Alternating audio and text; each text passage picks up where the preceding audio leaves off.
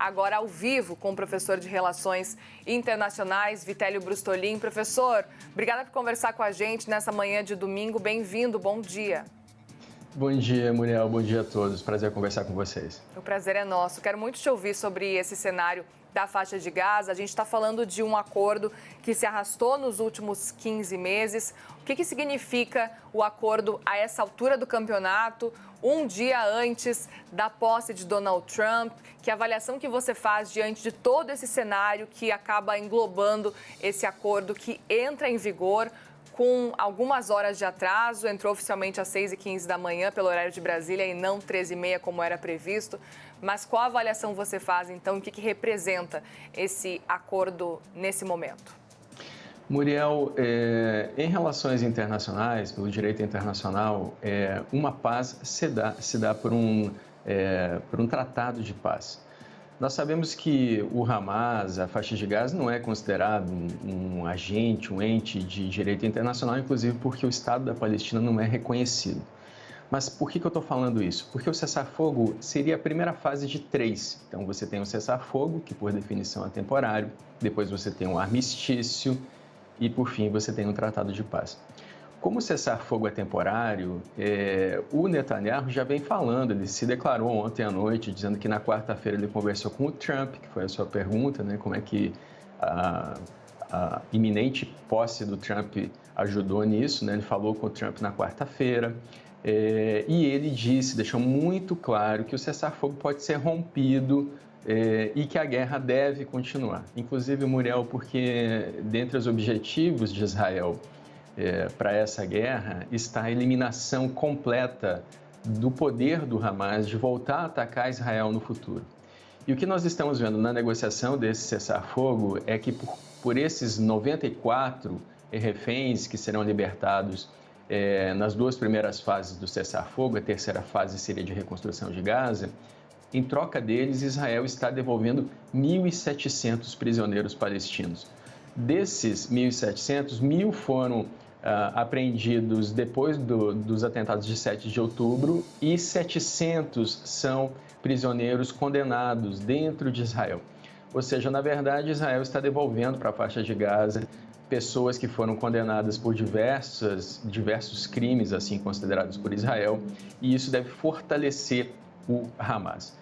E aí, veja só, a posse do Trump ela é sim fundamental nesse contexto, né, Muriel, porque junto com os enviados do Biden, né, William Burns, que é diretor da CIA, e a Brett McGurk, que é uma assessora da Casa Branca, o Trump enviou um assessor dele, o Steve Witkoff, que na verdade é um empresário, né, ele tem experiência em negociação de negócios. Enviou o Witkoff junto com essa comitiva do Biden.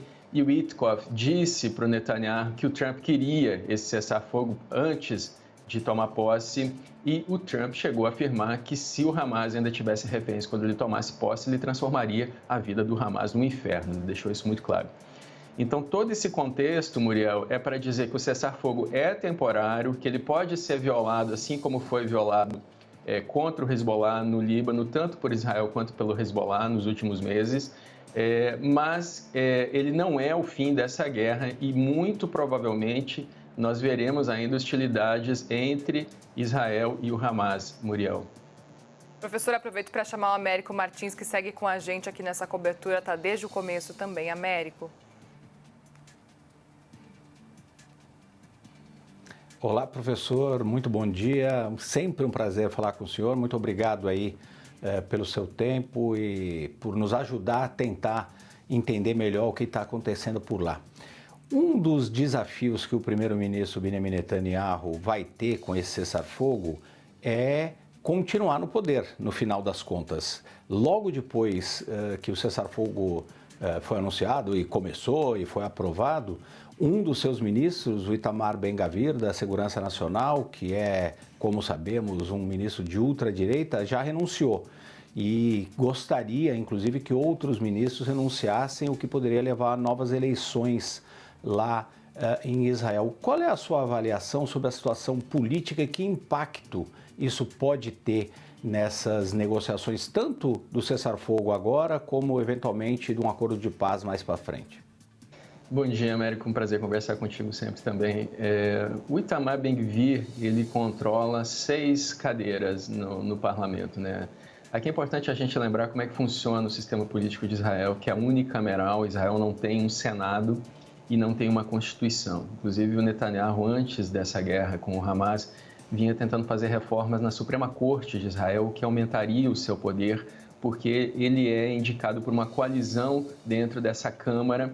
E essa coalizão, nesse momento, é onde ele tem 68 assentos de 120. Então, só a saída do Ben-Gvir não significa uma queda do seu gabinete, ele ainda consegue uma maioria absoluta. No entanto, ele, junto com o Bezalel Smotrich, que é ministro das Finanças, eles têm 14 assentos. E o Smotrich já se pronunciou contra esse cessar-fogo. Veja só, Américo, o que o Smotrich disse, que ele sairia do governo se o cessar-fogo passar da primeira fase, que é essa primeira fase, que deve durar 16 dias, com a libertação inicialmente de 34 reféns e depois num segundo momento de todos os reféns, inclusive os homens, que o Hamas diz que são soldados israelenses e por isso eles têm um peso maior na negociação, na troca por prisioneiros palestinos. Então, veja, se o Smotrich sair junto com o Ben-Gvir, vai ser necessário para o governo Netanyahu não cair que a oposição o apoie. Tem já declarações da oposição de que se esse acordo continuar, se ele for próspero, a oposição ajudaria o governo Netanyahu a se perpetuar no poder por algum tempo em prol da implementação das outras fases do cessar-fogo. Agora, e aí eu finalizo com isso, o Netanyahu, ele responde processos criminais dentro de Israel, são 3 processos, dentre eles corrupção. Em dezembro teve audiências, inclusive, durante o governo do Netanyahu. Isso nunca aconteceu na história de Israel, do primeiro-ministro ir para audiências e confrontar testemunhas durante o seu governo. Ele conseguiu adiar isso por muito tempo por conta da guerra. E ele deve responder também, Américo, por conta dos atentados de 7 de outubro terem acontecido. Nós sabemos disso porque a inteligência de Israel já se pronunciou a respeito, já fez uma meia-culpa desses atentados terem ocorrido, foi uma falha de inteligência. E nós vemos que na história de Israel isso já aconteceu no passado. Na Guerra do Yom Kippur, por exemplo, a Golda Meir, lá em 1973, ela conseguiu uma vitória na Guerra do Yom Kippur, conseguiu uma negociação com o Egito que levou aos acordos de Camp David, de reconhecimento do Egito, do Estado de Israel, poupou a vida de 30 mil soldados egípcios no Sinai e isso ajudou nessa negociação, mas a Golda Meir acabou respondendo pelo Yom Kippur ter acontecido, pela guerra ter acontecido. Então, no final das contas, o Netanyahu, assim que sair do poder, ele deve responder dentro de Israel, tanto pelas acusações que ele já responde, quanto pela assim chamada omissão de inteligência no 7 de outubro, e também existem acusações fora de Israel, inclusive do Tribunal Penal Internacional, Américo, que tem um mandado de prisão contra o Netanyahu e contra o ex-ministro de Defesa de Israel, Yoav Gallant, Américo. Professor, muito obrigado. Uma outra questão que a gente vem discutindo é o papel da comunidade internacional. Falamos já dessa questão do governo americano, a nova administração, com a chegada do Donald Trump ao poder amanhã, assumindo o posto lá na Casa Branca, e o papel decisivo que ele teve aí para ajudar a negociar esse acordo de cessar-fogo, mas nós temos vários outros players ali que poderiam ajudar de alguma forma, tanto o acordo de cessar-fogo, como de fato ajudar o Egito e Catar, como também o processo de negociação da paz e, eventualmente, reconstrução de Gaza. Qual é o papel que o senhor vê para a comunidade internacional aí nesse processo em Gaza e quais seriam os principais atores nesse processo? Pois é, essa é uma pergunta importante, né? O Trump vem informalmente dizendo que gostaria de transferir a população de Gaza para outros locais, inclusive a Indonésia, veja só, América, foi aventada, né? Agora, isso é improvável, né? São mais de 2 milhões de pessoas, 2 milhões e 300 mil, segundo algumas estimativas, né, na faixa de Gaza. A faixa de Gaza tem um histórico longo, já foi governada inclusive pelo Egito, né, que inclusive você mencionou junto com o Catar, que foi um dos mediadores desse acordo de cessar-fogo. Foi governado por quase 2 anos, lá entre a década de 50 e 60. Existe uma expectativa sobre como essa guerra vai acabar, porque existe uma tentativa de avançar com os acordos de Abraão, que fariam com que Israel fosse reconhecido por outros países árabes da região, né, para além da Jordânia, do Egito, inclusive pela Arábia Saudita. A Arábia Saudita, inclusive, está fazendo um investimento grande no Egito, nesse momento, a construção de uma cidade no mar Mediterrâneo, um acordo bilionário com o Egito. Então, existe uma expectativa de como países árabes poderiam ajudar nesse processo de reconstrução da faixa de Gaza e como a comunidade internacional poderia intervir. Quando você fala em comunidade internacional, Américo, eu quero lembrar para quem nos assiste que existe um órgão da ONU, né? Quando a ONU foi criada, ela tinha 6 órgãos principais, né? São ainda os 6 existentes, mas um está inativo. Por que eu estou falando isso? Porque a ONU foi criada com a Assembleia Geral, que é onde se reúnem todos os países do mundo com direito de um voto cada um, o Secretariado, que é a secretaria, onde são depositados os acordos, o Conselho Econômico e Social, que teoricamente ajuda na economia, a despeito da existência do FMI e do Banco Mundial, que não fazem parte desse contexto, a Corte Internacional de Justiça, que julga estados, o Conselho de Segurança, que é onde são tomadas as decisões pela paz, e aí que eu quero falar que tem um 6º órgão, que é o Conselho de Tutela, que é um órgão, Américo, criado no fim da Segunda Guerra para tutelar territórios que precisavam de ajuda para criar um novo governo, uma nova administração. O Conselho de Tutela, ele existe ainda na Carta da ONU, mas ele está inativo, porque não existem mais territórios para serem tutelados.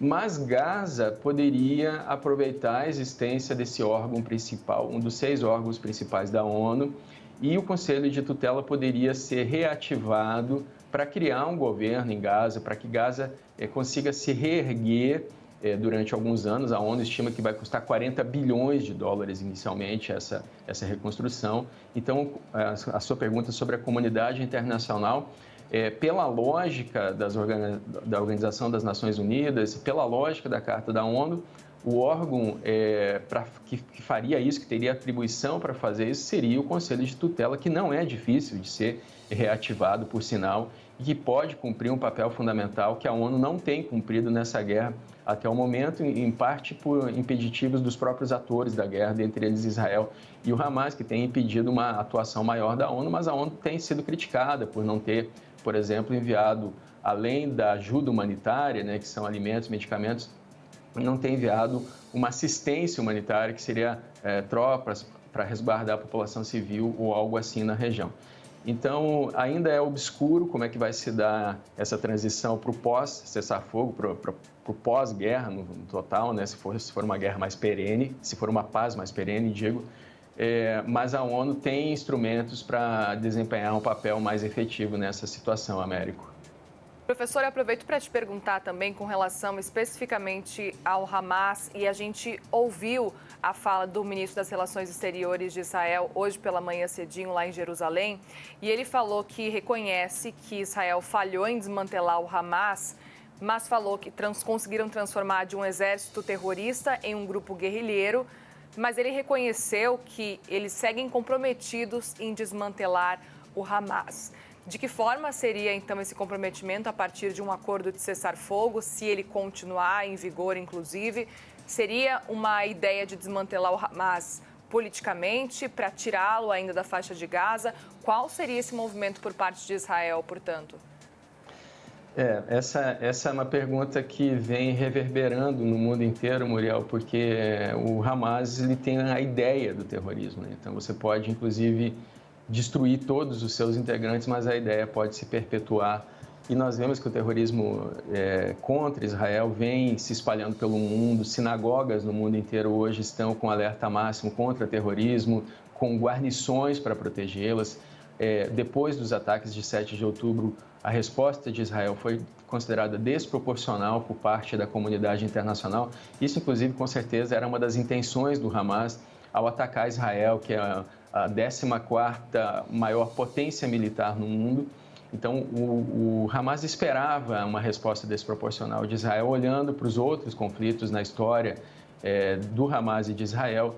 E também o Hamas sempre teve um histórico de promover atentados terroristas enquanto se negocia acordos de paz. Na década de 90, por exemplo, quando o Isaac Rabin, que era primeiro-ministro de Israel, negociava acordos com a Jordânia, os acordos de Oslo e também acordos para reconhecimento da Palestina com Yasser Arafat, líder da autoridade palestina, o Hamas explodia ônibus cheios de civis, né, justamente para atrasar esse processo de paz. E aí depois o Rabin acabou sendo morto por um extremista israelense que se opunha à existência da Palestina. E aí em 96, né, o Rabin é morto em 95 e 96 é que o Netanyahu aparece na cena política de Israel, inclusive com essa bandeira de não negociar terras por paz. Então, existe a questão de como vai se dar essa transição. Israel, se a gente lembrar agora do Líbano, né, durante o cessar-fogo entre Israel e o Hezbollah, que começa lá em 26 de novembro do ano passado, houve violações do cessar-fogo dos dois lados, né? Israel acusou o Hezbollah de instalar soldados e armas para baixo do rio Litani, que fica a 24 quilômetros ao norte de Israel, e é um dos termos do cessar-fogo entre Israel e o Hezbollah. E Israel continuou atacando alvos por conta, né, de alegadas violações que o Hezbollah teria feito do acordo de cessar-fogo. O mesmo pode se dar dentro de Gaza, né? As declarações do Netanyahu são muito claras, de que Israel, se considerar que houve violações do cessar-fogo, pode continuar com a guerra, pode fazer novos ataques.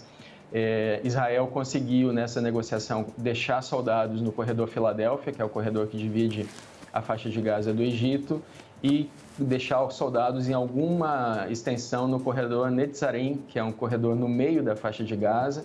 É um corredor que Israel criou, era ali que havia assentamentos israelenses até 2005, quando Israel se retirou unilateralmente da faixa de Gaza. Houve uma negociação, Israel queria deixar soldados ali 1,5 km para dentro do corredor Netzarim.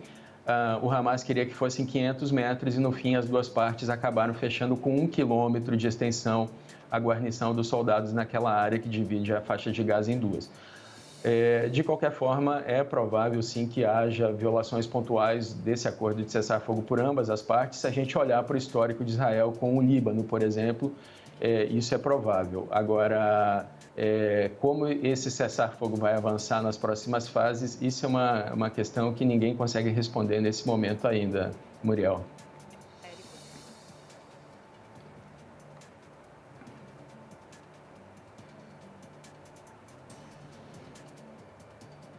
Américo, você não nos escuta, eu acho, mas eu sigo aqui fazendo questionamentos e perguntas para o professor. Olá, perdão. Tá tudo bem, Américo, pode fazer uma pergunta também.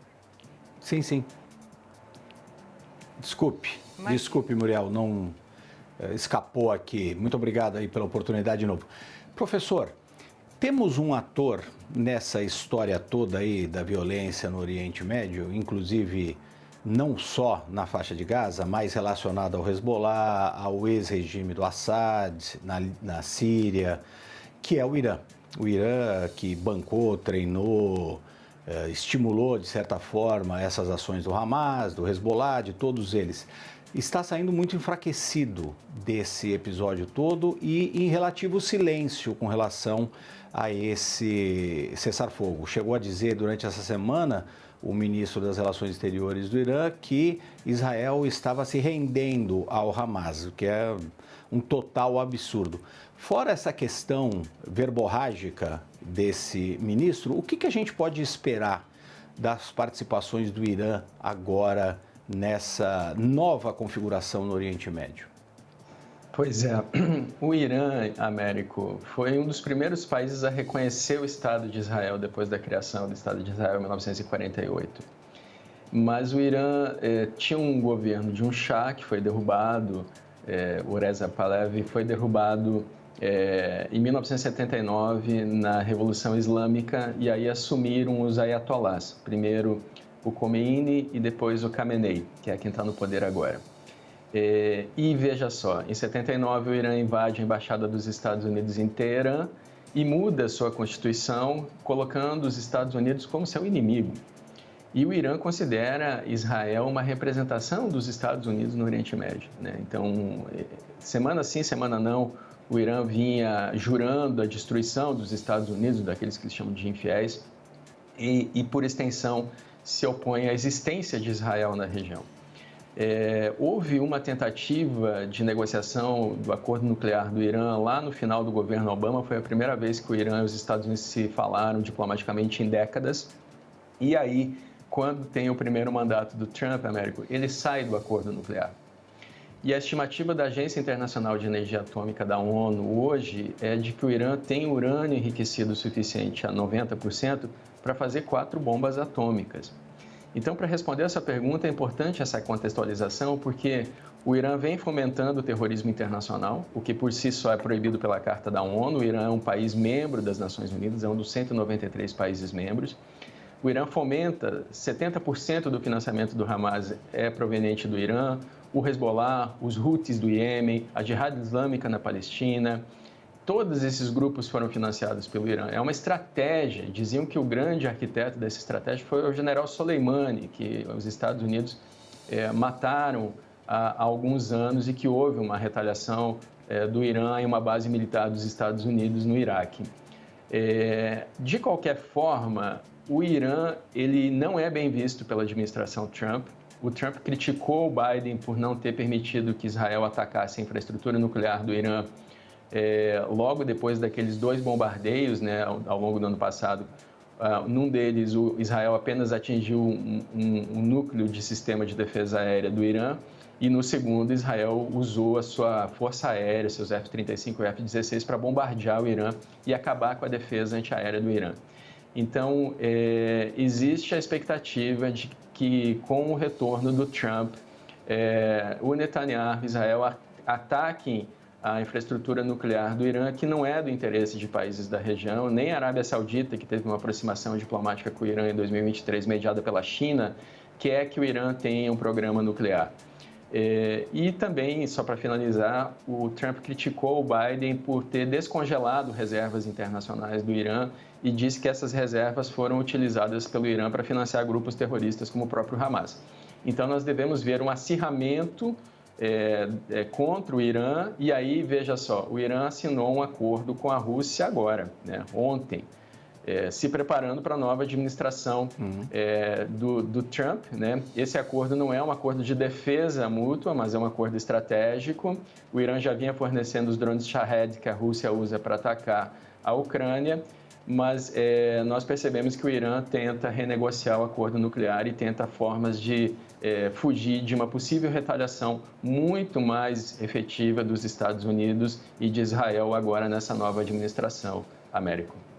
Professor, aproveito para te perguntar, a gente está vendo essas imagens da faixa de Gaza e eu sei que a Américo já te fez uma pergunta relacionada a esse cenário, o que vai acontecer com a faixa de Gaza, mas olhando especificamente para o cenário de restauração, a ONU fez um levantamento que mostrou que, pelo menos com imagens de satélite, deve levar 350 anos para recuperar a faixa de Gaza da forma como a gente conhecia pelo menos 15 meses atrás.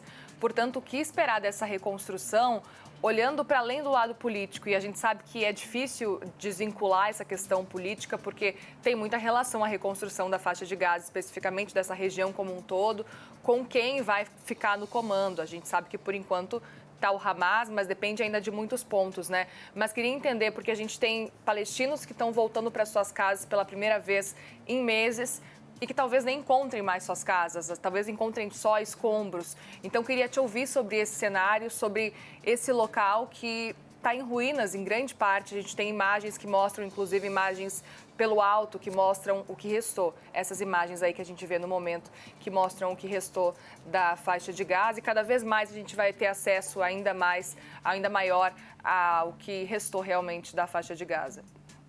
Pois é, Muriel, eu vi alguns levantamentos da ONU, né, foram alguns relatórios e se estimava em 40 bilhões de dólares o necessário para a reconstrução de Gaza, um valor ainda inicial, né? De onde vai vir esse dinheiro é a grande questão. Eu não acredito que a comunidade internacional vai aceitar financiar a reconstrução de Gaza se o Hamas continuar no poder, inclusive porque quando o Hamas assume Gaza, há um entrave da autoridade palestina lá em 2005, dizendo que a comunidade internacional cortaria ajuda para Gaza, porque o Hamas é considerado um grupo terrorista por vários países do mundo, Estados Unidos, países da União Europeia. De fato, houve uma redução da ajuda humanitária, ela continuou, mas é muito menor do que seria com o governo da autoridade palestina. Então, a questão de quem vai ficar no poder é fundamental, porque se o Hamas continuar, a reconstrução de Gaza pode ser propagada como simplesmente a reconstrução de um território dominado por um grupo terrorista que matou 1.200 inocentes em 7 de outubro e que pode voltar a atacar Israel, inclusive porque tem nos seus estatutos a menção de que não concorda com a existência do Estado de Israel. Se a gente olhar para a bandeira do Hamas, por exemplo, nós vamos ver um mapa que agrega o território israelense como território palestino. Então, essa reconstrução, para além do tempo e do dinheiro necessário, ela carece ainda de respostas de quem vai pagar essa conta e de como serão os termos dessa transição. Seria melhor para a população de Gaza que a autoridade palestina assumisse a região, mas veja, em 2005 houve eleições parlamentares naquela região, o Hamas venceu essas eleições, a autoridade palestina não queria entregar o poder, e aí houve uma guerra entre os dois grupos. Essa guerra levou a pessoas sendo jogadas de prédios, né? O Hamas chegou a jogar pessoas da autoridade palestina de prédios na faixa de Gaza. E aí o Hamas toma o poder em 2007, nunca mais tem eleições, nunca mais tem nenhum espaço para outro grupo entrar na região. Então, a questão da reconstrução de Gaza ainda passa pela questão sobre quem vai cuidar da região e como será a segurança dessa região caso o cessar-fogo avance para as novas fases e haja, sim, uma negociação para a reconstrução dessa área, apesar de outros presidentes, como Trump, por exemplo, dizerem que querem que essa população seja toda movida para outra área do mundo e não naquela mesma região, Muriel. Professor Vitélio Brustolin, professor de Relações Internacionais, muitíssimo obrigada pela participação aqui com a gente, por trazer essas informações, essa análise precisa diante do cenário que a gente está acompanhando agora ao vivo. Um bom dia, um bom domingo para você.